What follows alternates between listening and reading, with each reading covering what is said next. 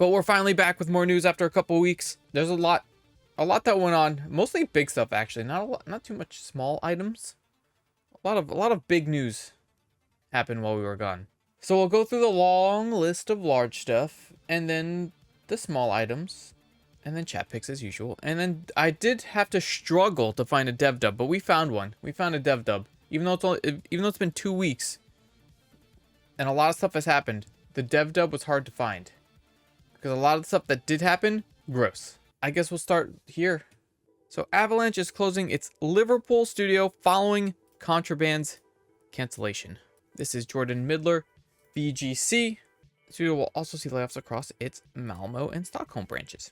They're quoted saying, "In light of current challenges to our business and the industry, we have thoroughly reviewed how to best ensure Avalanche Studios Group's long-term success," posted on the website. "This review has led to the difficult conclusion that we must make changes to our staging and locations. As a result, we are proposing to close our Liverpool studios and to initiate a collective consultation process as required by UK law. This will impact all Avalanchers in Liverpool.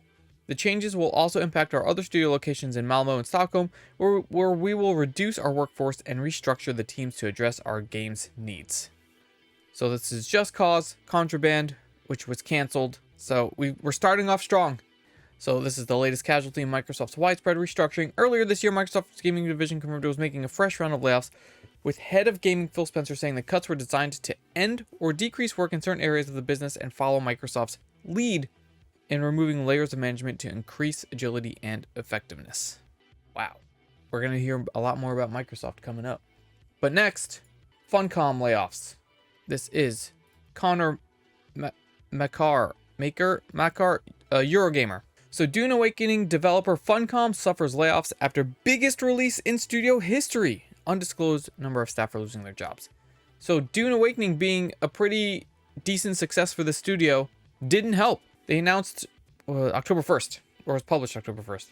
It was laying off staff today as a part of restructuring process across the studio, with an undisclosed number of staff losing their jobs. In a statement to gamesindustry.biz, the Norway-based developer stated it's laying off staff as part of a restructuring effort towards, quote, releasing new content, features, and enhancements. The statement continues, the transition from development to long-term live operation, while also building towards a major console release next year, will require us to restructure our teams and focus our resources from across projects and studios. Unfortunately, this also means having to say goodbye to our cherished colleagues. They're so cherished.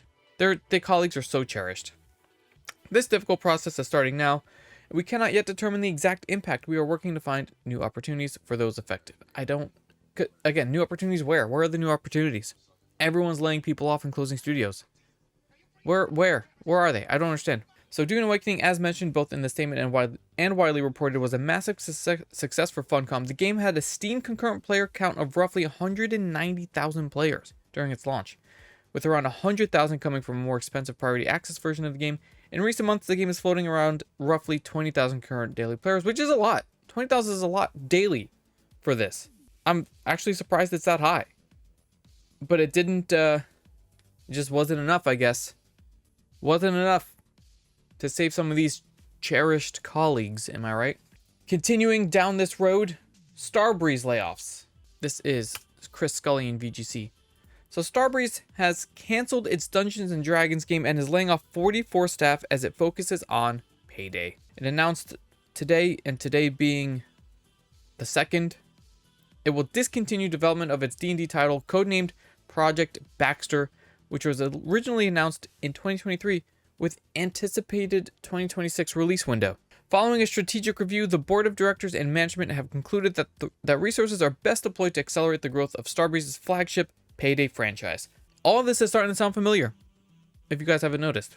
Some of the Project Baxter team will redeploy across Starbreeze's other projects, most prominently within Payday, but the studio also notes that headcount will be reduced by approximately 44 full-time employees across employees and contractors, leading to a lower cost base going forward. The studio believes that by canceling Project Baxter and increasing its focus on the Payday series, it will become cash flow positive next year. This was a difficult but necessary decision, Starbreeze CEO Adolf Christiansen said in a statement, "Our strategy is clear. Payday is one of the most iconic IPs in gaming with unmatched reach and potential. I don't know how true that is. I don't know if it's iconic. It's a really popular series. I don't know if it's iconic and has unmatched reach and potential. I don't know about that. But I'm not saying it's not popular. It's super popular. But that's another one down. That's just another one down. It just keeps happening. Every single week. It just keeps happening. Next, I guess we can go with the Game Pass. Microsoft is, as I'm sure most people know by now, increasing the price of Game Pass by 50%. This is Jordan Midler, VGC. So Xbox Game Pass Ultimate will now cost $30 American, but we'll also be getting new additions such as Fortnite Crew and Ubisoft Plus Classics Collection. Is that enough? I don't think so. Microsoft claims that Xbox Game Pass Ultimate subscribers will get access to over 75 day one titles each year. That's a lot. It seems like too much. 75 day one titles every year. That seems like a lot more games than what's being planned. But who knows? Call of Duty Black Ops 7, High Life 2, Keeper, Ninja Gaiden 4, Outer Worlds 2 are all slated for the remainder of 2025. The tiers break down as follows. Ultimate is $30, up from $20, which was an increase before that from like $15 or something like that. Game Pass Premium, which was standard, is $15. Game Pass Essential, which was core, is now $10. PC Game Pass will still remain available as a separate subscription for PC-only games, but this will now see its price increase from $11.99 a month to $16.50 a month. Why not just round it up? I don't understand. Microsoft has added dozens of games to the service, including a large number of Ubisoft games to Game Pass, and has released an infographic breakdown of the changes. So you've got unbelievable games, benefits, unparalleled access. So Essential, you get 50 plus games on console multiplayer, and you get rewards. Premium, you get 200 plus games, playable PC, console, and cloud. You get the new games, not day one, but within the year of launch. Cloud gaming, all the same stuff. And then Ultimate gives you all of the games, the day one stuff, so on and so forth. Today's news comes amidst widespread price increases across gaming in both physical hardware and digital offerings. Consoles have seen a slew of price increases in recent months, delays coming last week, which was like 2 weeks ago, where they increased the console prices. And they announced in May that they were increasing the console prices. This is Microsoft just increasing prices everywhere. So Ultimate playable today. This is the list of games that were added. You got Hogwarts Legacy, all of the Assassin's Creeds, which is actually pretty good. Well, not all the Assassin's Creeds, a lot of them. Far Cry's, Monopoly, Rabbids, Scott Pilgrim, Skull and Bones, actually. Might get into that for the remainder of however long we're going to keep Game Pass, because, again, it's expensive now. Watch Dogs, Trials, and that's all the Ultimate stuff. We have a little follow-up to this. A response from the former head of the FCC, who was basically challenging the Microsoft Bethesda merger, and he talked PC Gamer. So as Microsoft lays off thousands and jacks up Game Pass prices, former FTC chair says, "I told you so. Activision Blizzard buyout is harming both gamers and developers." Commission Chair Lena Khan has taken to Twitter to say that the company's actions since completing its acquisition of Activision Blizzard, sorry, not Bethesda, it was Activision Blizzard. My bad, I misspoke. In 2023 is pretty much what the FTC warned would happen when it opposed the deal. She was the head of FTC when it challenged Microsoft's proposed acquisition, a convoluted process that didn't formally end until May 2025, almost 2 years after the deal closed. I wonder how much time was wasted there. Microsoft's acquisition of Activision has been followed by significant price hikes and layoffs, harming both gamers and developers. As we've seen across sectors, increasing market consolidation and increasing prices often go hand in hand. As dominant firms become too big to care, they can make things worse for their customers without having to worry about the consequences. And the story goes on to say, well, when you're right, you're right. Clearly, she was right the whole time. So far, I don't think the good that has come out of the merger has outweighed the tremendous amounts of bad that has happened with all the price increases, all the changes, all the layoffs, all the closures, all the cancellations. It's just so much. How can you say that this has been better? Not too much has changed from Game Pass, right? Sure, Call of Duty's on Game Pass, but there was another story that I didn't put on here, but it's a quick story that they said Call of Duty lost like $300 million worth of sales because of Game Pass. The majority of the sales were from PlayStation. That's crazy. That's crazy talk. How does that happen? But that's the official FTC chair, well, the ex-FTC chair, comments on the situation, which they can now say because they no longer have the position. I wonder why. Next up is probably our biggest story. The EA story, the big EA story that happened. Andy Robertson, VGC, to start off. This is where it all started. So EA reportedly in advanced talks over $50 billion buyout with investors, including Saudi's PIF. Like I said, Andy Robertson, VGC. According to the Wall Street Journal, the proposed deal would be one of the largest ever and see the FC and Battlefield publisher acquired by a group of large investors that also include President Trump's son-in-law, Jared Kushner, and his firm Affinity Partners and Silver Lake Partners. Taking EA private would allow the investors to make changes to improve the game publisher's performance before selling at a higher price. Silver Lake, Affinity Partners, and public investment funds and EA did not respond to a request for comment from the Wall Street Journal. Shares for EA rose nearly 15% following the publication of the news, giving it a market value of around $48 billion. So the 15% increase put it to $48 billion, but I think they sold for $55 billion.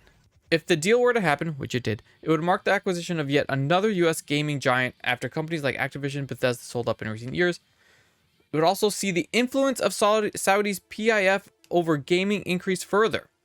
Reportedly central to Crown Prince Mohammed bin Salman's goal of making the Saudi economy less reliant on proceeds from oil, already owns billions in stocks in companies such as EA and Take-Two, as well as Disney, Nintendo, the gaming leagues.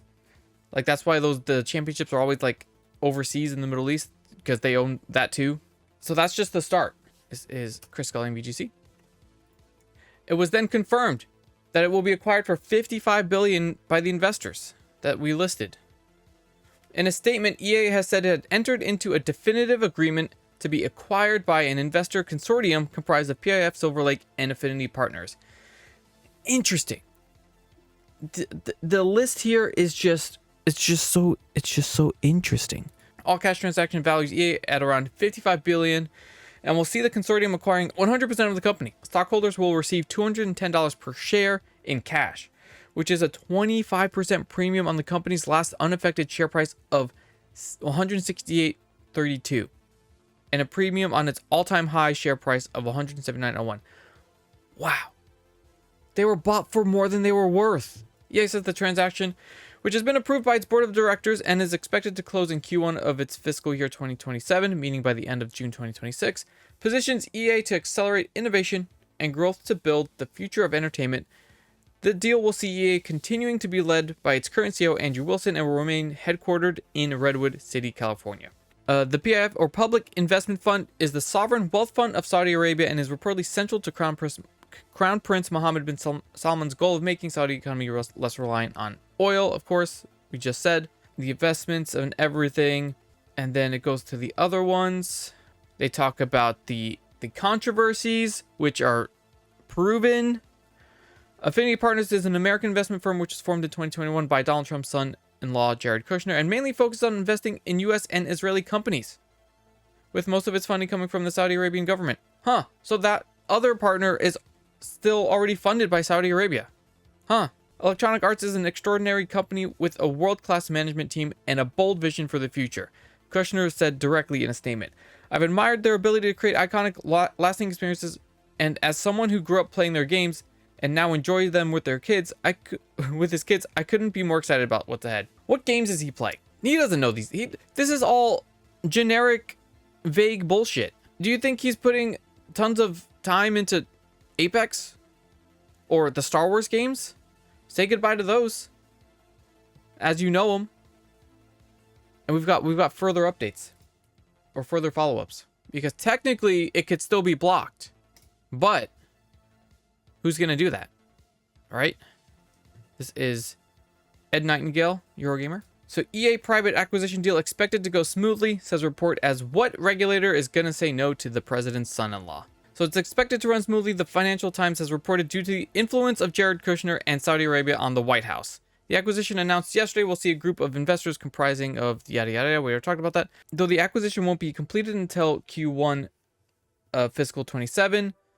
Reports from the FT suggest it won't face much opposition. That's due to Saudi Arabia being considered a key ally to the US, as well as the involvement of the president's son-in-law, Kushner, CEO of Affinity Partners. Kushner has a personal relationship and has deep ties in Saudi Arabia. He's very comfortable operating in the Middle East. It created a basis of trust. Another source stated, "We are in a regulatory environment that is welcoming of Saudi Arabia. We are not in what was the previous regime." I don't understand why this isn't like a bigger story and like bigger news. I haven't seen it in any bigger news. I really don't understand why this isn't like everywhere. Why this isn't just everywhere. And for those of you that want like a more like a deeper, more detailed dive into this, there is a YouTube video that I posted in chat. Let me bring it up here as well. It's like 17 minutes long from Parallax Stella, going into great detail what Saudi Arabia buying EA really means for gaming. It is a very good watch, very informative. You can basically find all of the things listed easily just by searching.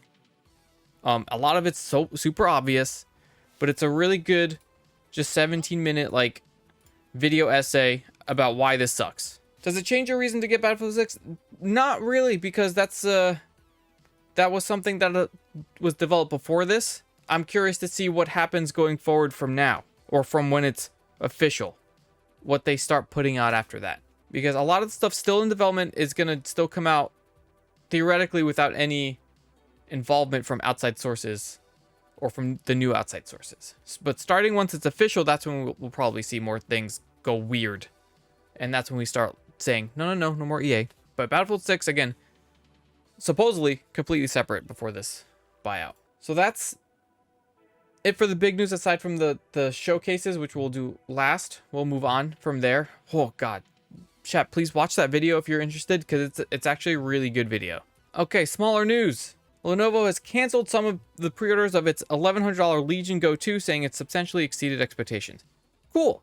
It's going better than expected. Chris Scully, VGC. The Lenovo Legion Go Gen 2 will be releasing next month and boasts an 8.8-inch OLED screen, 144Hz refresh rate, removable controllers, and similar AMD Ryzen processor to the ROG Xbox Ally and Xbox Ally X.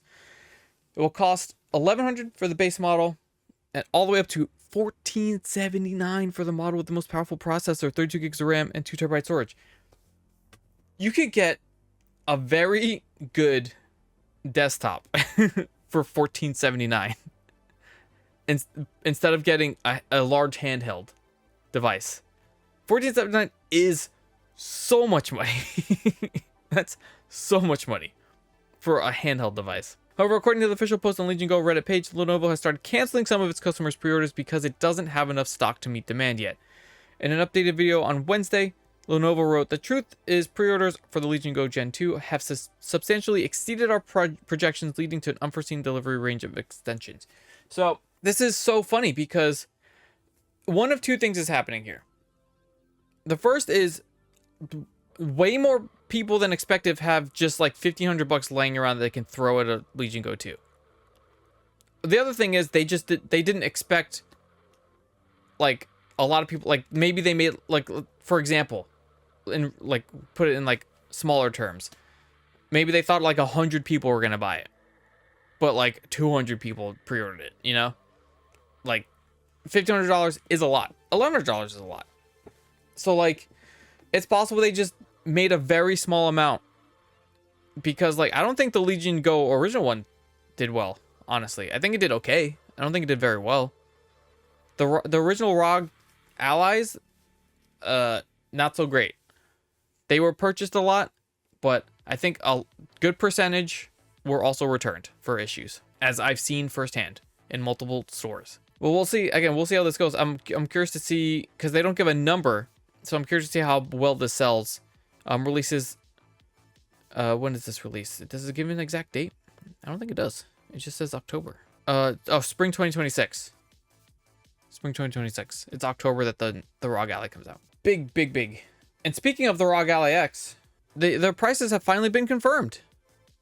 This is Chris Scully and VGC. So we've got the pricing being The ROG Xbox Ally will be $599 and the Ally X will be $999. That is a pretty thick price difference. The difference being the base one has the AMD Ryzen Z2A processor, 16 gigs of RAM, and 512 storage.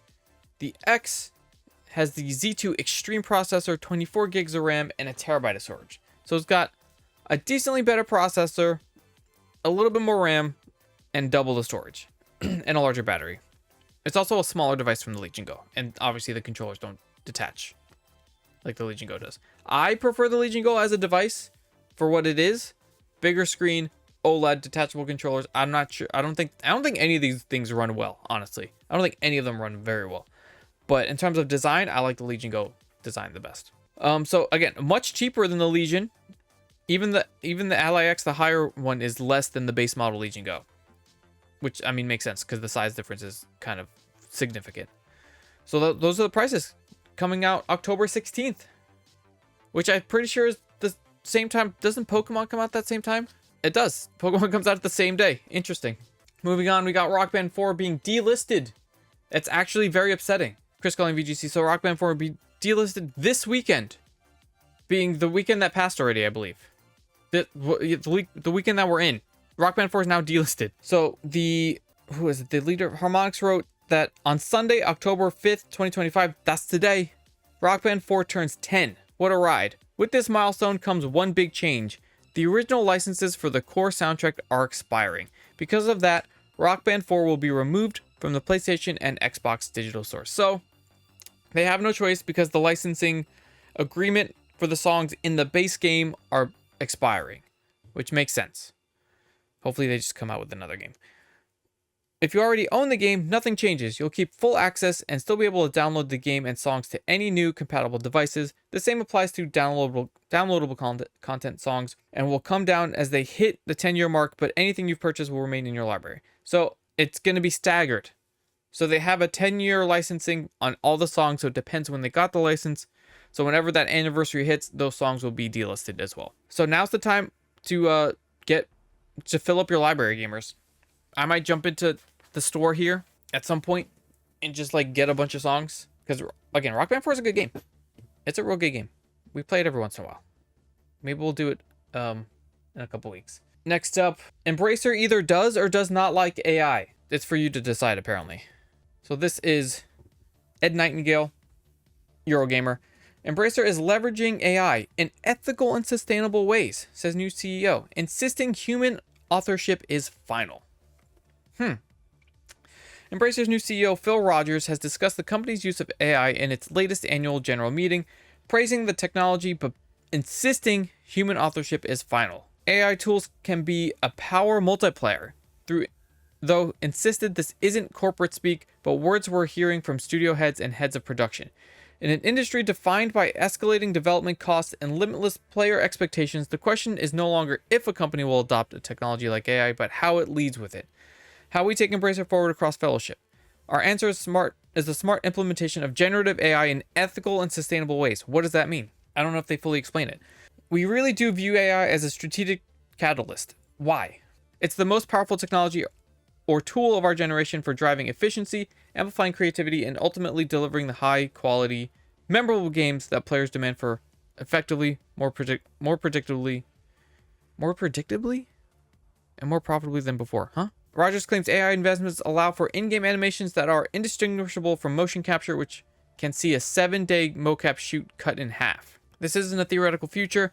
It's happening now, and the results are quite compelling. Many of our studios have been experimenting with AI in the past couple of years and are now starting to really leverage it to eliminate bottlenecks and empower our development teams. We are beginning to see measurable increases in productivity. So, it's Embracer. Yeah, take everything they say with a grain of salt. But they go on. We see the headlines and we hear the concern from players and developers alike, but we believe the greatest risk is not in using AI, but in using it without a strong ethical framework. Players aren't longing for generic soulless side quests or synthetic AI voices. Developers want creative freedom to innovate and experiment and reduce iteration time so they can make more content. Artists, actors, writers need protection from plagiarism. Intellectual properties need to be nurtured and respected. So, he's saying a lot of the correct things, honestly. He's saying a lot of the right things. Whether or not they put this into practice is yet to be seen.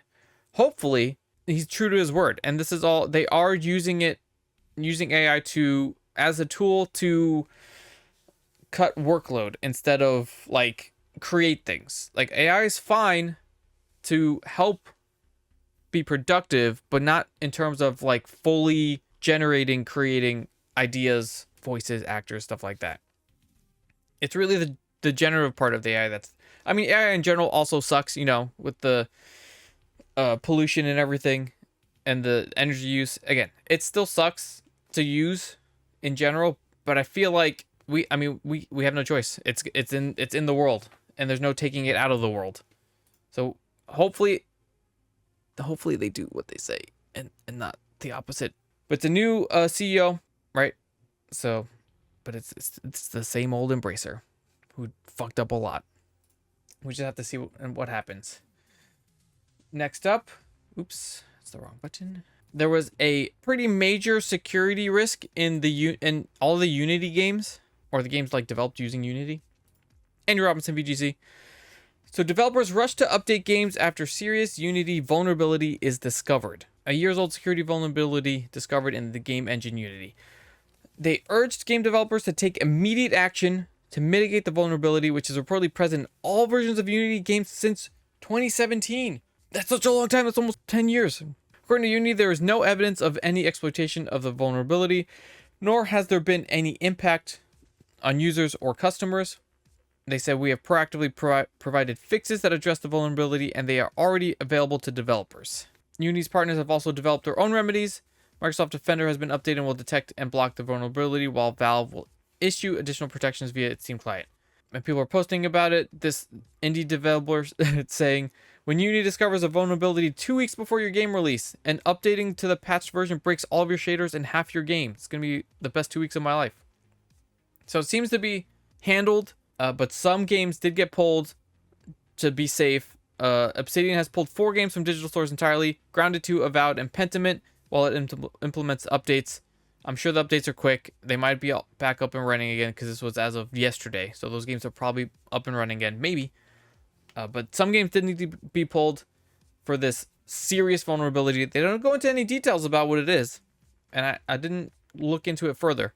So someone out there probably has a more detailed explanation. But it seems pretty serious and insane that it's since 2017. Insane. All right, the last bit of smaller news is basically a new trailer that I wanted to watch again. Even though I've seen it like 3 times already. But now it's spoopy season, so we will watch it. This is the new OD trailer from Kojima Productions.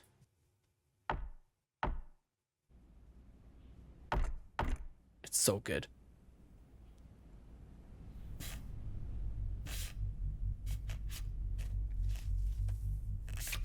It's a 3-minute trailer, by the way. Look at all it's all redacted.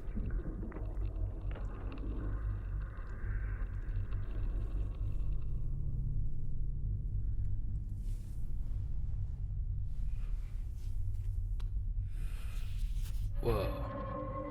Light the fires to celebrate their blurry, redacted.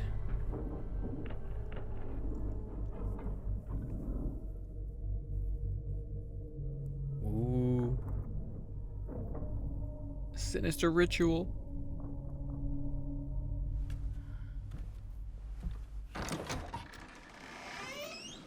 That's such a good door squeak sound. But it's daytime, right? Nothing bad happens in the daytime, so we're fine.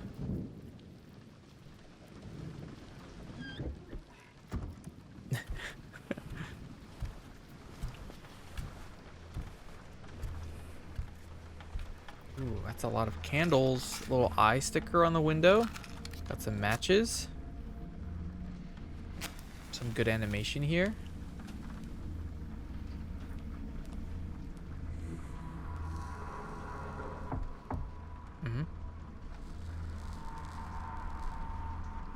It's a little baby candle.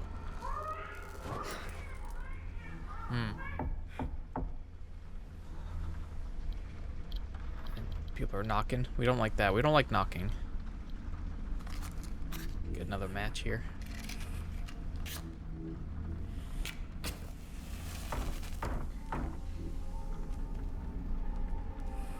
Got Another baby head over here. Candle. It's bleeding. Okay. There's worms. There's a lot of worms.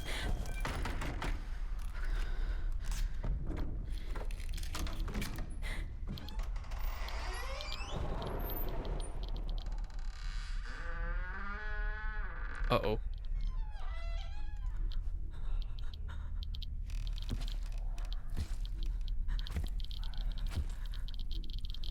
Radiation sounds.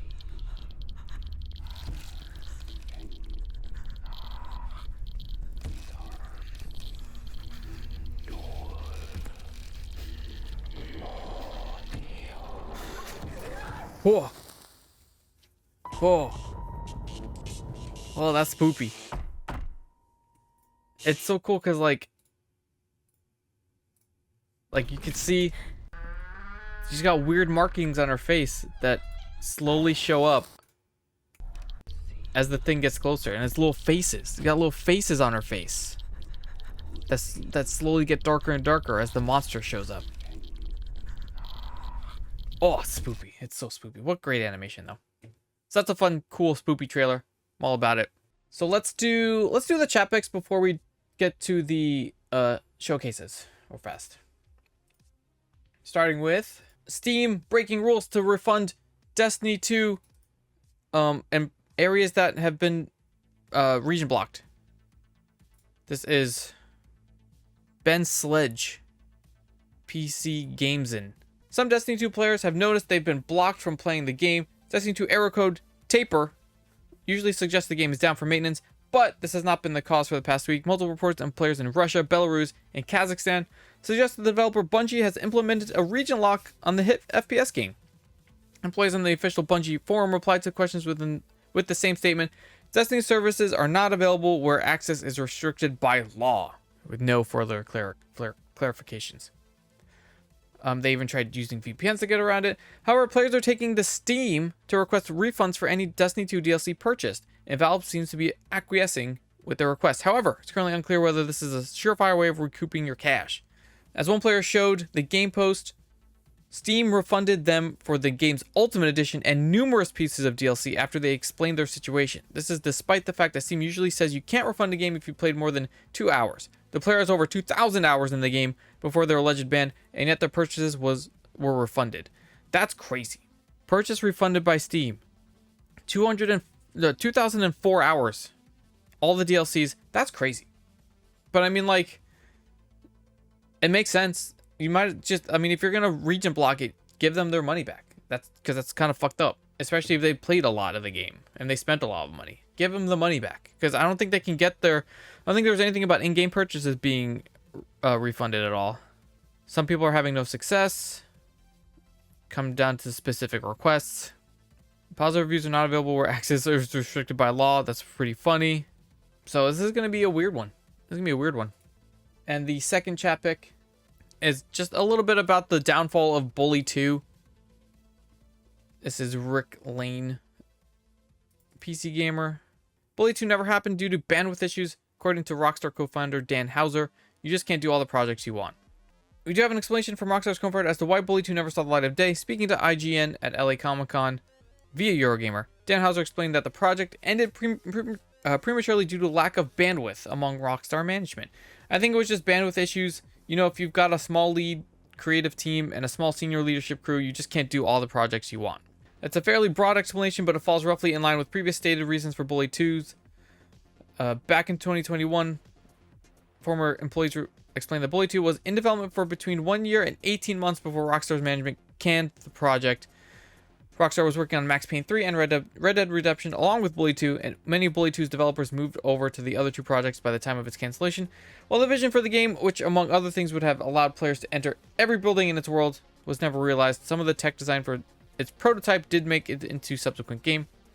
These include dynamically breaking glass, with the ability for NPCs to remember player behaviors, and the latter of which was seen in Red Dead Redemption 2.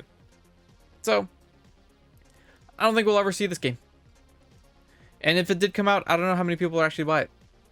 Because this game is, Bully's old. Bully 2 was canceled in 2009. So I don't know if this even came out, if it would even be a hit. So, I don't think it's ever coming out. It's definitely a good game, but I think it's past the time for the hype for it. And that's it for most news. Let's go with the showcases, starting with the Tokyo Game Show. We're just gonna go through the reveals and stuff, and then we do dev dub. Everything announced at the Tokyo Game Show. Okay, so we've got Gungrave Gore, Blood Heat announced trailer. We'll probably skip through a couple of these. We won't really like watch unless we really need to. They also need to like actually load. So cool pew pews, a lot of pew pews. Reveal for more characters in 007. Double Dragon Revive. So it's classic side scrolling, but upgraded like textures and stuff like that. Looks pretty fun. Fatal Frame 2, Crimson Butterfly remake. This looks like a lot of these other games. Spoopy running around in the darkness. A Pokemon wannabe Animo. What the hell is this? I don't remember this one. It's just a lot. It's just bugs. It's just bugs. No gameplay. They just showed bugs. Interesting. Okay. Sudoku Strike 5. We'll have big guns. Monster Hunter Stories game comes to Xbox. Protect Bruce Lee and Hitman. So Bruce Lee's in Hitman. People still play that game. Hotel Barcelona. This dude's just playing it. Apparently, these people are not good at this game.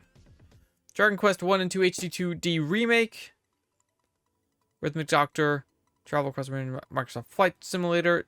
World Update 20 Japan. Pretty cool. Romancing Saga 2. Revenge of the Seven. Star Sand Island. It's a life sim. They've got life sim stuff in here. Sure. Project Evil Bane. Dark fantasy game. We pew-pewing and slitting monsters. Yep. Another one of these. There's lots of these games. Ninja Gaiden 4. Mistfall Hunter. Come on. It's got good art. It's got cool art. Not much other than that, though. It's got really cool art. Winter Burrow. What is this? Out next month. It's a survival game. Oh, you're a little mouse. Oh, it's like Don't Starve, but you're a little mouse and you're running around surviving. You're a little rat. Whoa, surviving rats? Hey, maybe we play this one. Maybe we play this one. Is it, if it's multiplayer, maybe we play this one. Just surviving as a bunch of little rats. Winter Burrow. Terminal Brigade on Xbox and PC.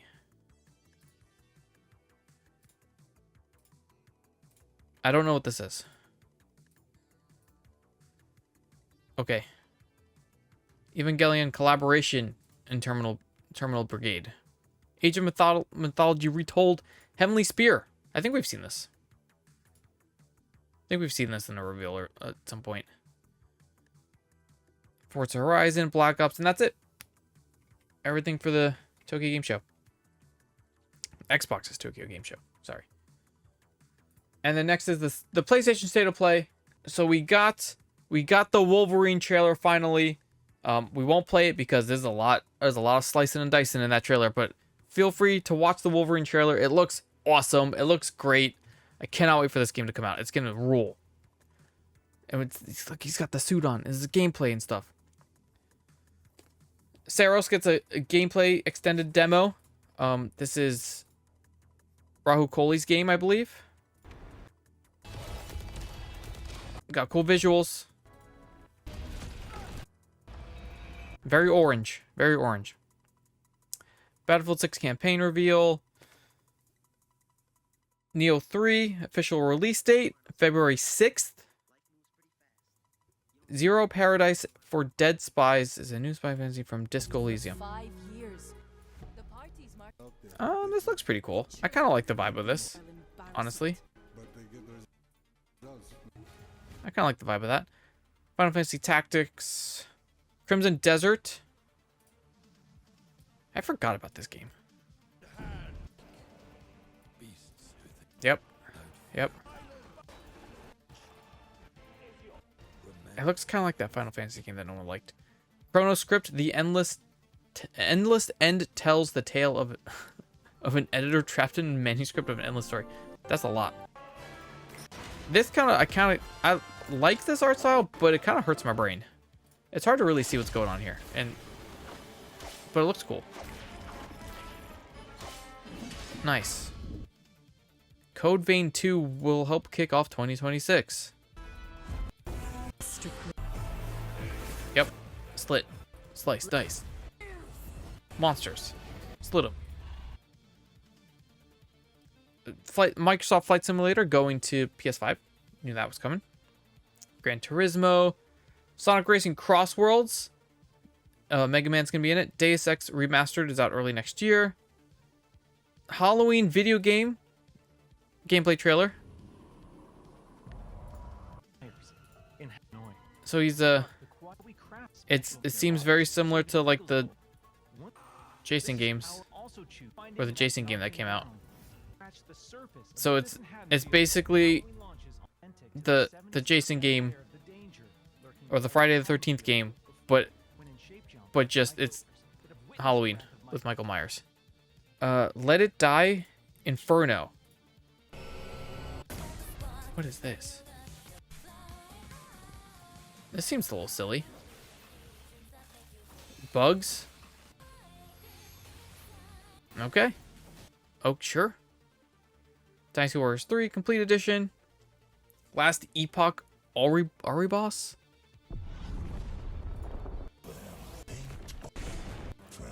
Is there gameplay in this? Yeah, kind of. Okay. Sure. Seven Deadly Sins Origin. God of War DualSense looks pretty cool. A little bit basic, but still looks pretty cool. Official PlayStation wireless speakers. Okay, sure. Someone will get that. And that's it.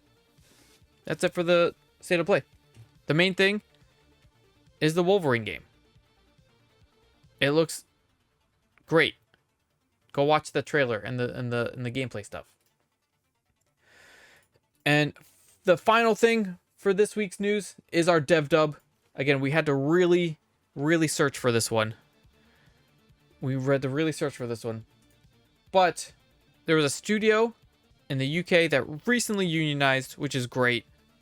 This is the original story on gamesindustry.biz by Jeremy Peel. And then we've got the shorter form one from PC Gamer here from Ted Litchfield. So Disco Elysium Studios, I don't know I think it's ZAUM or Zaum. I don't know if it's supposed to be acronymed or sounded out. But they unionized in the UK. We like being here. We want to continue to be here. So let's try and get a seat at the table in the big management meetings. In an interview with gamesindustry.biz, representatives for the studio's new Workers Alliance, as well as company president Ed Tomaszewski, announced the formation of the union and its voluntary recognition by studio management. The announcement comes as ZAUM has finally started showing off its second game, the upcoming spy RPG Zero Parodies, set to release in 2026. The more I've worked here, the more I realized that what we have is a unique makeup of people, and the union is a large effort to solidify that, says union representative and UI UX designer Declan Keane. Instead of thinking about what the next year will look like, we'll be working together, taking what we've learned already and doubling down on that. I want to play the games that this team makes. We can exercise our legal rights should we need to, but mostly so we can try and have the studio work as a collaborative project between the workers and management. We like being here, we want to continue being here, so let's try and get a seat at the table with big management. The Workers Alliance is organized through the Independent Workers Union of Great Britain, with protection and representation primarily extended to ZAUM employees in the UK. Ingram noted, however, that the union's meetings are open to their colleagues based in Tallinn, Estonia, and Porto, Portugal. So this is great. We've got more studio. This is, again, it's a long story. They go into detail on a lot of the stuff, but TLDR, this is good. We want to see more of this, especially considering we had three layoff stories today. at least, that we found. But we got one unionized developer, which is awesome. We want to keep this going. So that's the dev dub. So the studio from Disco Elysium, ZAUM, they get the dev dub for the past couple weeks. It's the only thing I could find, but at least it was a really good one. And that's going to be it for this week's gaming news, or the catch up, the gaming news catch up. It's a longer one, so it's going to be a rough edit. I will try to get this up as soon as possible. We'll see. But thanks everyone that hung out for news. Check out the links in the chat, YouTube, Twitter, Discord, TikTok.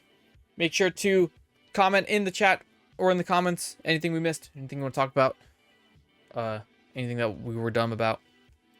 Feel free. But that's going to be it for me. Until later this week when we do it again. Maybe. It might be on Sunday again because Comic-Con's this week. We will be at Comic-Con, New York Comic-Con. So we will not be regular streaming this week. But that's going to be it for right now. I'm missing my magnet. But I'll find it in a second. Oh, wait, I need to move this out of the way.